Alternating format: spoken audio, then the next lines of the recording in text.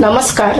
आज आपण साधी सोपी तांदळाची खीर कशी बनवायची ते पाहतोय. त्यासाठी 1 चमचा कुठलेही सुवासिक तांदूळ घ्यायचे. इथे इंद्रायणी तांदूळ घेतले आहेत. काही ड्रायफ्रुट्स घेतले आहेत. त्याचबरोबर 1 चमचा ओलं खोबरं, वेलची पावडर आणि तूप आहे.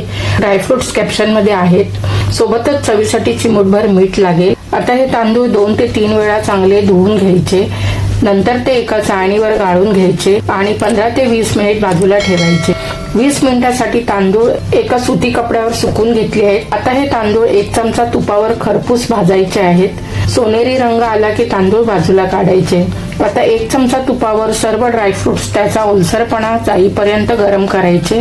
थोडी चारोळी पॅनवर गरम करायची. गरम केलेले ड्रायफ्रुट्स मध्ये वेलची पावडर आणि थोडं केशर घालायचं आणि मिक्सरला दरदरीत वाटायचं. तर भाजलेले तांदूळ थंड झाल्यावर मिक्सरला कणीदार वाटून घेतले. त्याचबरोबर ड्रायफ्रुट सुद्धा मिक्सरला वाटून घेतले. हे सर्व आता काढून घेतल्यावर चारोळी आणि मनुका सजावटीसाठी बाजूला ठेवले. आता खिरीसाठी दूध पॅन मध्ये गरम करायचं. दुधात थोडं पाणी घालायचं.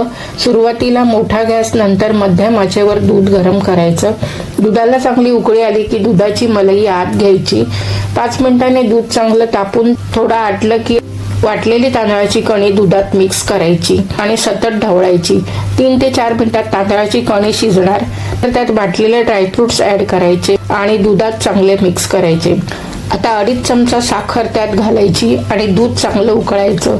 मुठभर मीठ ऍड करायचं. आता 2 ते 3 मिनिटात तांदळाची खीर तयार आहे. बघू शकता दुधाची पावडर वगैरे न घालता रबडीदार तांदळाची खीर तयार झाली. ही खीर अशीच खा किंवा पुरी किंवा वड्यासोबत एन्जॉय करा. व्हिडिओ आवडला तर सबस्क्राईब करा. धन्यवाद.